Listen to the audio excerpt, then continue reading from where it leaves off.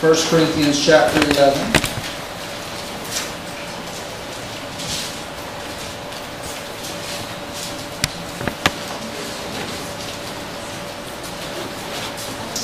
While you're looking there, let me just mention some announcements, okay? Next Sunday is Potluck Sunday. Okay? Amen? Amen. I will not be here. I'll be gone. So while I'm away, Micah will be preaching here and Professor Reed. So over the next month, okay? So, but plan on next Sunday as Potluck Sunday. Okay? We will have a Sunday night service tonight. But then after tonight, no Sunday night for the summer. Okay, until I return. Okay? I'll be back near the end of July, July 22nd. So we'll resume those ministries. The Thursday prayer service will not be on Thursday night, but when Minnie returns, it's going to shift to Friday night for some of our members that want to come. So please see her next Sunday. And Minnie's going to try to lead that on Friday night. Okay? We'll see how she's doing after her long trip in the U.S. She's supposed to be back on the 17th. Morning prayer continues each day at 5:15 until 6 a.m. Okay? Throughout the summer. Okay? Anything else that maybe we should remember? Maybe not. Some of you know my wife's mother had an emergency situation this week where she had to have surgery. And many of you prayed for her, so we want to thank you publicly for praying. We communicated through CalTalk and Facebook the request, so many people responded, and she did have a successful surgery.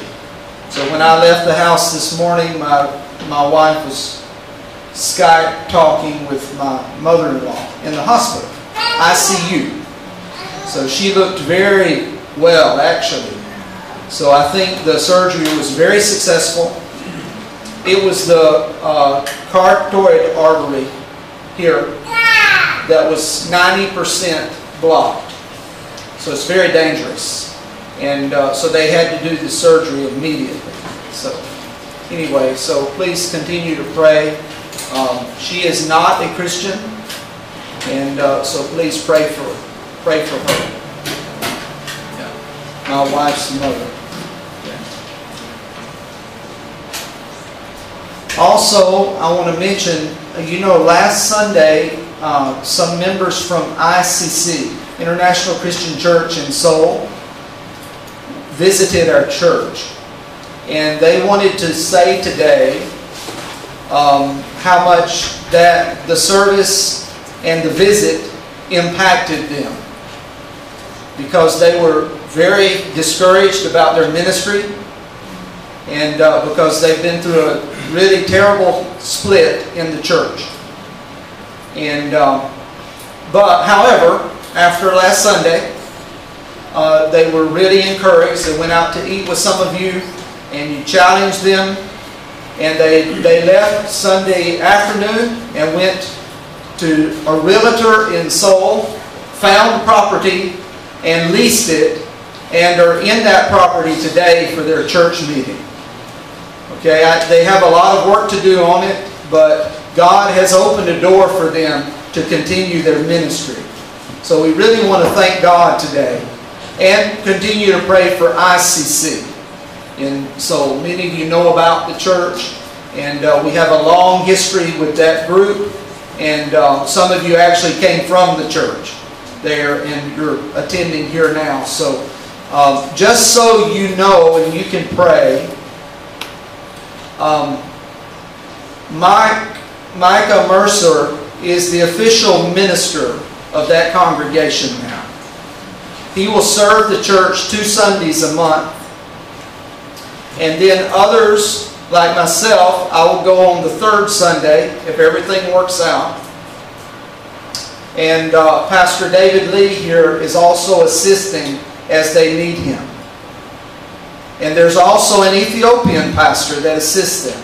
So they have an army of soldiers to help them recover during this time.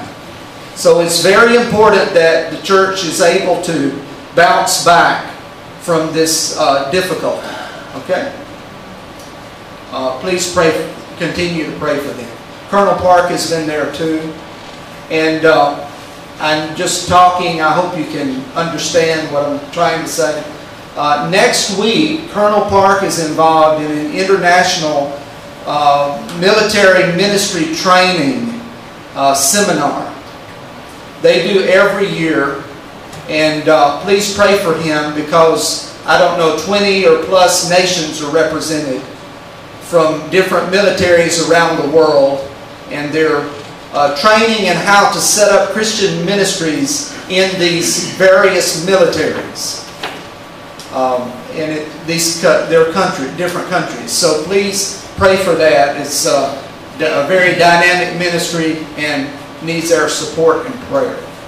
Amen? Amen. I think that's all I need to mention right now. No Mr. Oling to talk to us. Yeah.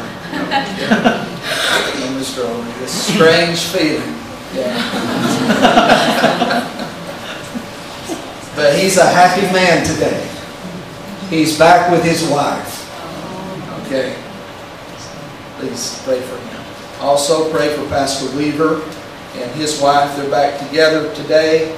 And just ask God to supply their needs and to continue to guide them in their lives. 1 Corinthians chapter 11, verse 17.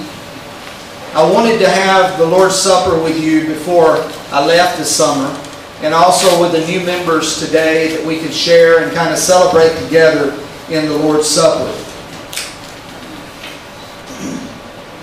My plan is to walk through this text with you and try to point out some things related to what exactly does the Lord's Supper mean.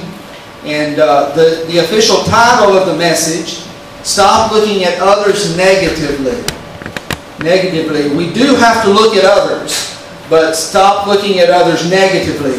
The church in Corinth had many problems with it. And even though it was a great church that Paul started, and there was, I think, maybe sudden growth in the congregation, and they needed strong leadership in order to overcome certain problems that they were facing as a church. And so as we look at the passage today, I want us to consider, what are we supposed to look at as believers? And so actually verse 17 to 22 introduces us to some of their problems in the church there. So 1 Corinthians 11 verse 17. In the following directives, I have no praise for you. For your meetings do more harm than good. In the first place, I hear that when you come together as a church, there are divisions among you. And to some extent, I believe it. No doubt there have been differences among you to show which of you have God's approval. Verse 20. When you come together, it is not the Lord's Supper you eat. For as you eat, each of you goes ahead without waiting for anybody else. One remains hungry, and another gets drunk. Don't you have homes to eat and drink in? Or do you despise the church of God and humiliate those who have nothing? What shall I say to you? Shall I praise you for this? Certainly not. Now the first passage here deals with some of the issues the church was dealing with, and I think Paul is trying to just focus in on what it means, the Lord's Supper means. And so I want to try to share some